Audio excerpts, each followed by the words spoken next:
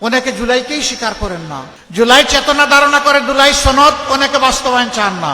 অনেকে সংস্কারের পক্ষে না, এখন বলেই দিচ্ছেন যে অনিচ্ছা সত্ত্বে আমরা সংস্কারের সাইন করেছি। এখানে সাইন না করা পক্ষ আছে, কিন্তু তারাও আজ দিচ্ছে সংস্কারে হা বলতে হবে।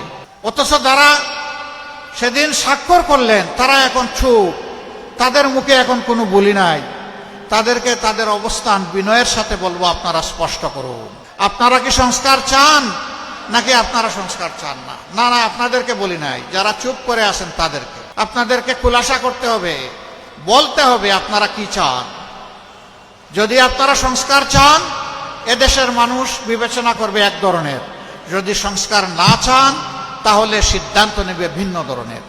আমি আপনাদের কাছে জানতে চাই, যেই রাজনীতি আমাদেরকে ফেসিবাদ, লুণ্ঠনকারী, দুর্নীতিবাজ, ব্যাংক ডাকাত, মায়ের হত্যাকারী, আমার মায়ের ধর্ষণকারী, ইজ্জত লুণ্ঠনকারী, শিশু হত্যাকারী, বৃদ্ধ হত্যাকারী যে শাসন ব্যবস্থা আমাদেরকে উপহার দিয়েছে, আপনারা কি সেই শাসন চান?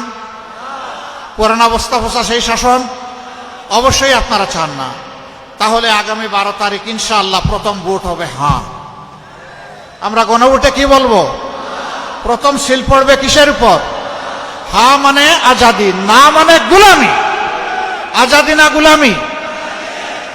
আমরা আপনাদেরকে কথা দিচ্ছি, আপনাদের ভালোবাসায় ভোটে আল্লাহ যদি আমাদেরকে সুযোগ দেন, নির্বাচিত করেন, এই দেশ সেবার দায়িত্ব আমাদের হাতে আল্লাহ তুলে দেন, আমরা ওই সমস্ত লুটেরাদের পেটের ভিতরে হাত ঢুকিয়ে আপনাদের এই অর্থ উদ্ধার করে নিয়ে আসবো ইনশাআল্লাহ। এই অর্থ কোনো পরিবার, কোনো গোষ্ঠীর প্রয়োজনে ব্যয় হবে না। এই অর্থ রাষ্ট্রীয় কোষাগারে সংযুক্ত করা হবে ইনশাআল্লাহ। আর তাই দিয়ে এই দেশের যুবকদের হবে কর্মসংস্থান, এই দেশের জনগণের হবে উন্নয়ন ইনশাআল্লাহ। সেই উন্নয়ন এবং কর্মসংস্থান হবে ইনসাফের ভিত্তিতে, কারো মামু খালুর টেলিফোনে নয়। ওই টেলিফোনের পরোয়া সেদিন আমরা করব না। বিবেক দিয়ে ইনসাফ আমরা কায়েম করব ইনশাআল্লাহ। যার যেটা অধিকার, যার যেটা হক, তার হাতে সেটা পৌঁছে দেওয়া হবে আমাদের দায়িত্ব। মানুষকে সেদিন আন্দোলন করতে হবে না, মিছিল করতে হবে না। অনেকে আবার এটার ভুল ব্যাখ্যা করে, কয় আপনারা কি বন্ধ করে দিবেন freedom of expression? No, freedom of এক্সপ্রেশনকে শতবার শ্রদ্ধা করব, আরো বেশি বিকশিত করব। মানুষ কেন তার অর্থের এবং সময়ের অপচয় করে দিনের পর দিন, রাতের পর রাত রাস্তায় পড়ে থাকবে? এটি একটি দেশের জন্য লজ্জা। এ জিনিস আমরা হতে দেব না।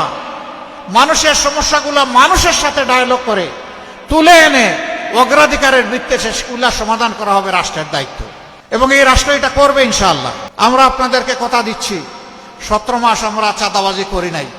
যুবক ভাই ও বোনেরা, তোমাদের হাতে আমরা কোনো বেকার ভাতা তুলে দেব না। এই বেকার ভাতা তুলে দিয়ে আমরা তোমাদেরকে অপমানিত করতে চাই না। তোমাদের হাতগুলাকে দেশ গড়ার দক্ষ কারিগরের হাতে হাত হিসাবে গড়ে তুলে তোমাদের হাতে উপযুক্ত কাজ তুলে দিতে চাই। সেদিন এই কাজ করবা, দেশ গড়বা, বুক ফুলিয়ে বলবা আমি বাংলাদেশ, এ বাংলাদেশ আমার।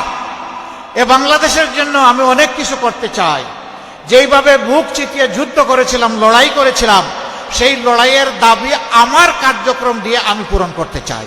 আমরা ওই পরিবারতান্ত্রিক রাজনীতি চাই না, যে রাজনীতিতে পরিবার ছাড়া অন্য কেউ যোগ্য হলেও আসার সুযোগ নাই, সেই রাজনীতি আমরা দেখতে চাই না। ও রাজনীতির পরিবর্তন চাই।